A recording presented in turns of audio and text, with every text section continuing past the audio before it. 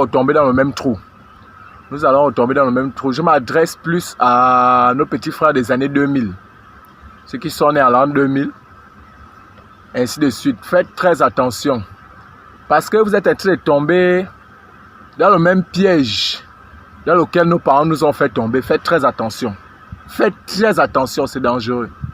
Je vous dis, faites très attention. C'est dangereux. Je vais en venir.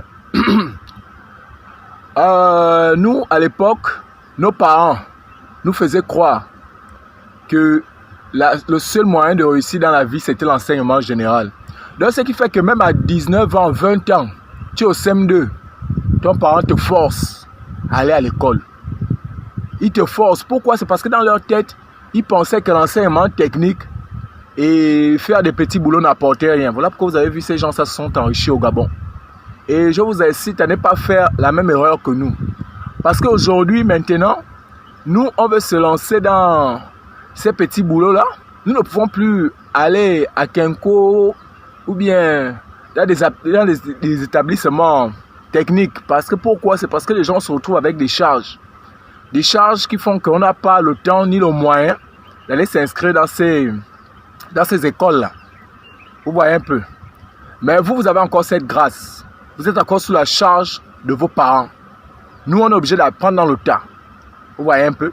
Comme moi, je suis là, je travaille dans une société là où je suis en train d'apprendre. Bon, c'est vrai, je travaille, on me rémunère, mais en même temps, j'apprends un métier. Je suis obligé d'apprendre de cette manière. Parce que je ne peux plus me lever pour dire que je vais aller dans une école technique pour aller apprendre un métier. Non. Non seulement je n'ai plus le temps pour ça, et je n'ai pas le moyen qu'il faut, ni le soutien. Vous voyez un peu, mais vous êtes encore sous la tutelle de vos parents. Donc vous avez encore cette grâce, s'il vous plaît, de grâce, mes petits frères. Si l'école ne marche pas, même si ton parent ne pense pas à ça, toi-même, redirige-toi déjà vers un établissement technique afin d'apprendre un métier qui pourra être rémunérable demain, qui pourra t'aider demain ou bien après-demain. Même si c'est la maçonnerie, même si c'est cordonnier, même si c'est tailleur, ces gens-là sont en train de s'enrichir avec ces petits boulots que nous négligeons là. Mes petits frères, s'il vous plaît, je vous demande s'il vous plaît, à un certain âge, tu es en 6e, mon petit, ne force pas. L'école n'est pas le seul moyen de réussir dans la vie. S'il vous plaît, à un certain âge, tu es en 5e, tu es en 4e, tu es en 3e, mon petit, ne force pas. Redirige-toi vers un établissement technique. Apprends un métier. Ce n'est pas qu'à 22 ans, tu es en 6e, tu es en train de forcer, ça ne sert à rien. Mon petit frère, l'école n'est pas faite pour tout le monde, mes petites sœurs. Il y a la coiffure qui est là. Ces femmes-là sont en train de s'enrichir dans la coiffure. Partez apprendre un métier si l'école, l'enseignement général ne marche pas. Et il y a un virus pathologique qui est en train de fonctionner dans votre tête. Parce que quand j'ai essayé un peu de parler un peu avec les petits de mon quartier, je parle de la génération 2000. Quand j'ai essayé un peu de parler avec les petits de mon quartier, leur seule idée, soit ils font ça dans l'enseignement général, peu importe l'âge, soit ils partent à l'armée. L'armée ne va pas recruter tout le monde. L'armée ne va pas recruter tout le monde. Mettez ça dans vos têtes. Vous êtes à combien qui êtes de la génération 2000? Vous êtes à combien dans le Gabon là? Vous tous, votre seul rêve c'est d'aller à l'armée, mais vous allez vous foutre tous en l'air. Parce que vous tous, vous n'allez pas intégrer l'armée. Vous tous, si on peut compter, peut-être 20% auront la grâce d'intégrer l'armée. Et le reste, qu'est-ce que vous allez faire? D'ici 2 à 1 an, vous aurez 26 ans. Je crois que l'armée, c'est 24 ans, non? Donc, tu vas t'entêter, parce que si tu ne rentres pas dans l'armée, ta vie est foutue. Mais arrêtez, enlevons ça dans nos têtes. C'est l'erreur que nous avons fait. Donc, je vous incite, mes petits frères, de grâce, l'armée et l'enseignement général n'est pas le seul moyen de réussite. De grâce, ne faites pas la même erreur que nous. Nos parents nous avaient mis ça dans la tête, que c'est l'enseignement général. Ce n'est pas l'enseignement général, c'est rien. 30 ans, te trouves même en 4e. Ton père te pousse à aller à l'école. Ta mère te pousse à aller à l'école. Alors que les écoles techniques sont là pour ça. Mes petits frères, de grâce, si l'enseignement général ne marche pas, allez dans l'enseignement technique. Demain ou bien après-demain, vous allez me remercier. Vous avez dit, vous allez peut-être. Il y a quelqu'un qui va dire, oh, il y avait un chien. Je l'avais vu sur TikTok. Qui m'avait donné ce conseil. Aujourd'hui, ce conseil est bénéfique à ma vie. Ne faites pas la même erreur que nous. Ce n'est pas quand tu auras 3, 4 enfants, 2, que tu vas dire, oh merde, il faut que je passe faire l'enseignement technique, mais ce sera trop tard, tu auras trop de charges et tu n'auras plus le temps parce qu'il faudra nourrir ta famille. Tu seras maintenant piégé entre le boulot et ce que tu as envie de faire et tu ne pourras pas t'en sortir. Donc pour le moment, quand vous êtes sous la tutelle de vos parents, vous n'avez pas d'enfants, vous n'avez pas de charges, mes petits frères, si l'école ne marche pas, redirigez-vous vers un enseignement technique. Donc, c'est un peu ça. Si tu as un petit frère, une petite soeur, que l'école ne marche pas, ou bien tu aimerais que quelqu'un d'autre écoute ce message, pour le bien-être de la jeunesse gabonaise, de notre peuple, partage cette vidéo. On est ensemble, tranquille. Et je voulais aussi dire, s'il y a une soeur paresseuse ou un frère paresseux qui exerce un petit boulot, peu importe, tu peux m'écrire en inbox, on parle sur WhatsApp, tu m'envoies la vidéo.